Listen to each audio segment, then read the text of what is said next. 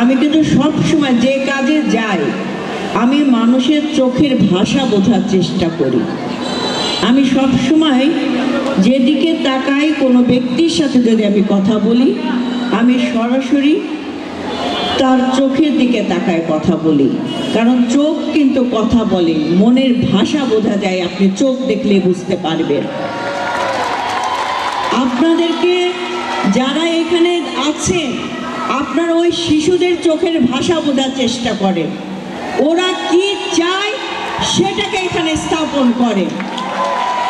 আমি বলবো আজকের এই অনুষ্ঠানে আমাদের যিনি সভাপতি দায়িত্ব পালন করছেন, আপনি এই স্কুলকে রাজনীতির ঊর্ধ্বে যে ছাত্র ছাত্রীদের কল্যাণে আপনি কাজ করবেন।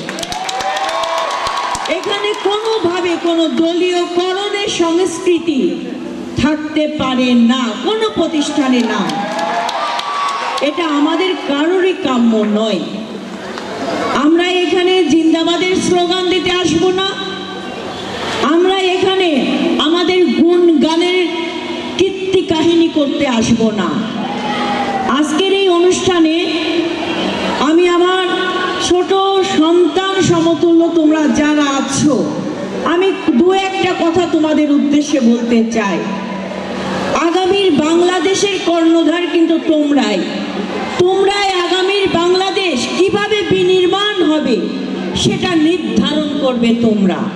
সেটা কিভাবে, সেটা নির্ধারণ করতে হলে এখনই তোমার ভিতরে মানবিকতা তৈরি করতে হবে, বড়দেরকে সম্মান প্রদর্শন করতে হবে এবং তাদেরকে শ্রদ্ধা করতে হবে। শিক্ষক শিক্ষিকা যারা আছেন তাদেরকে তোমাদের সম্মান প্রদর্শন করতে হবে, তাদের সঠিক পথে তোমাদেরকে পরিচালিত হতে হবে। একইভাবে আমার শিক্ষক সমিতির যারা আছেন আপনারা দলীয় শৃঙ্খলের বাইরে যে আপনারা মানুষ গড়ার কারিগর হিসেবে আপনারা নিজেদেরকে প্রস্তুত করবেন। আমার সন্তানরা যেন আপনার কাছ থেকে সেই শিক্ষা লাভ করে যে এই পিএম পাইলটের স্টুডেন্টরা আগামী দিনে বিশ্বের দরবারে যে আমাদের সুনাম অর্জন করতে পারে, সেইভাবে তাদেরকে প্রশিক্ষিত করেন। আমি অনেকের চোখে মুখে তাকিয়েছি, আমি তো নাম বলতে পারবো না, কিন্তু আমি বিশ্বাস করি এই পিএম পাইলট থেকে আগামী দিনে বিশ্বের দরবারে আমাদের সন্তানরা এই কেরানীগঞ্জের প্রতিনিধিত্ব করতে যাবে। তোমরা মনে রাখবা, তোমরা যখন বড় হবা, বিভিন্ন ধাপে নিজেদেরকে অগ্রসর করবা, তখন তোমার ব্যাকগ্রাউন্ড কথা বলবে। তুমি যখন সমাজের কোনো গুরুত্বপূর্ণ দায়িত্বে যাবা, তখন তোমার ব্যাকগ্রাউন্ড কথা বলবে যে ওই ছেলেটা কোন স্কুল থেকে অধ্যয়ন করে আজকে এই পর্যায়ে এসেছে। এটা কিন্তু তোমার একটা এই স্কুলে সুনাম বয়ে নিয়ে আসবে। বিশ্বাস করো, তোমাদেরকে আমি বলবো 10 জনের মতো হওয়ার দরকার নাই, তুমি তোমার নিজের মতো হও, এমন ভাবে নিজেকে তৈরি করো তোমার থেকে সেরা যেন আর কেউ দিতে না পারে। এমন ভাবে তৈরি করো তোমরা প্রতিযোগিতায় কিংবা স্কুলের ফলাফলে তোমরা ফার্স্ট হবা কি সেকেন্ড হবা সেটা কোনো কিছু ম্যাটার করে না। ম্যাটার করে তুমি তোমার লক্ষ্যে স্থির আছো কিনা, সেটাই ম্যাটার করবে তোমাকে আগামী দিনে তোমার সফলতা তোমার লক্ষ্যে পৌঁছানোর জন্য।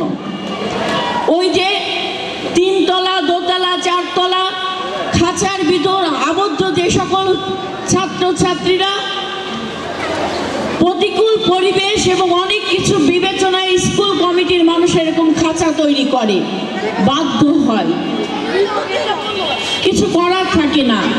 কিন্তু ওদের ভিতরে যে উচ্ছ্বাস, আজকে এখানে যদি অনেক বড় একটা মাঠ থাকতো, ওরা এই খোলা মাঠে এসে সবাইকে দেখতে পারত। তারপরেও আমি তোমাদেরকে বলবো সাহস করে এগিয়ে যেতে হবে, ভয় পাওয়ার কোনো কারণ নাই। এখনই নিজের ভিতর সাহস অর্জন করো, সামনে অনেক পথ অতিক্রম করতে হবে। আমি ছোট্ট একটা গল্প করে আমি শেষ করব। আমি যখন রাজনীতিতে পদার্পণ করি তখন আমাকে একজন গুণী ব্যক্তি বলেছেন, তুমি তখনই রাজনীতিতে সফলতা অর্জন করতে পারবা যদি তুমি নিজেকে সাহসী হিসেবে প্রমাণ করতে পারো, তোমার ভিতরে সাহস অর্জন করতে পারো। তখন আমি অনেকটা বোকার মতো হয়ে তাকিয়ে থাকলাম, এটা আবার কিভাবে সাহস অর্জন করে। আমি আমার শ্বশুরের কাছে প্রশ্ন করলাম যে বাপ্পি, আমি কিভাবে আমার ভিতরে সাহস অর্জন করব। আমার শ্বশুর তখন বলে, সাহস কখনো শিক্ষা দিয়ে কিংবা কারোর কাছ থেকে পরামর্শ নিয়ে সাহস অর্জন করা যায় না, এটা রাজপথে কর্মের মাধ্যমে, পরিস্থিতির মাধ্যমে তোমার মন এবং তোমার লক্ষ্য যদি স্থির থাকে তুমি সে সাহস অর্জন করে সামনে এগিয়ে যাবা। বিশ্বাস করো, আমি সব সময় মনে করি আমি আজকে যে পথে হাঁটছি এই পথ আমার অনুকূলে নাই, এই পথ আমার প্রতিকূল পরিবেশে, কিন্তু আমার লক্ষ্য, আমার আত্মবিশ্বাস এবং আমার সাহস, এই সব কিছু আমার পরিশ্রম কিন্তু আমার লক্ষ্যে আমাকে ঠিকই পৌঁছে নিয়ে যায়। তাই আমার প্রিয় শিক্ষার্থী, সন্তান সমতুল্য, ভাই সমতুল্য বোনেরা, তোমাদেরকে আমি বলবো এখনই লক্ষ্য স্থির করে ফেলো, কারণ তোমরাই আগামী দিনে কেরানীগঞ্জের মুখ উজ্জ্বল করবে, কেরানীগঞ্জের গৌরব উজ্জ্বল করবে। তোমরাই আগামী দিনের বাংলাদেশের কর্ণধার হবে, তোমাদের হাতে আগামী দিনের বাংলাদেশের লাল সবুজের পতাকা রক্ষিত হবে। তোমরাই আমাদের মানচিত্রকে বিশ্বের দরবারে সুনামের সাথে নিয়ে যাবে। আমি মনে প্রাণে তোমাদের জন্য মহান আল্লাহ তাআলার কাছে, ভগবানের কাছে প্রার্থনা করি, ভগবান যেন, সৃষ্টিকর্তা যেন তোমাদের লক্ষ্যে পৌঁছানোর জন্য সকল শক্তি তোমাদের মধ্যে যেন অর্পণ করে।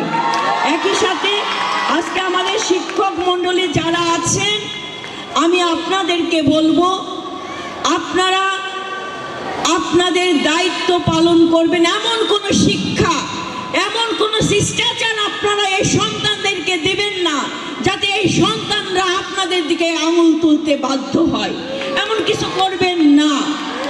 কারণ পরিবারের গণ্ডি পেরিয়ে একটা বৃহৎ সময় তারা স্কুলের পরিমণ্ডলে তারা অতিবাহিত করে।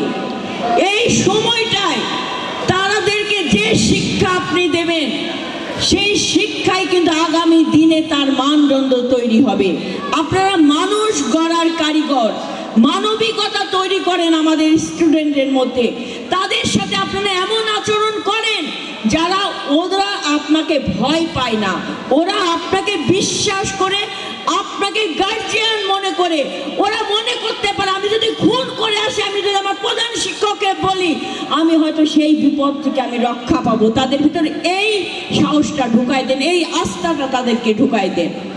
সর্বোপরি এই পিএম পাইলট স্কুল অ্যান্ড কলেজের সকলের আগামী সুন্দর ভবিষ্যৎ কামনা করে এখানেই বিদায় নিচ্ছি। ভালো থাকবেন, আবারও দেখা হবে তোমাদের সাথে।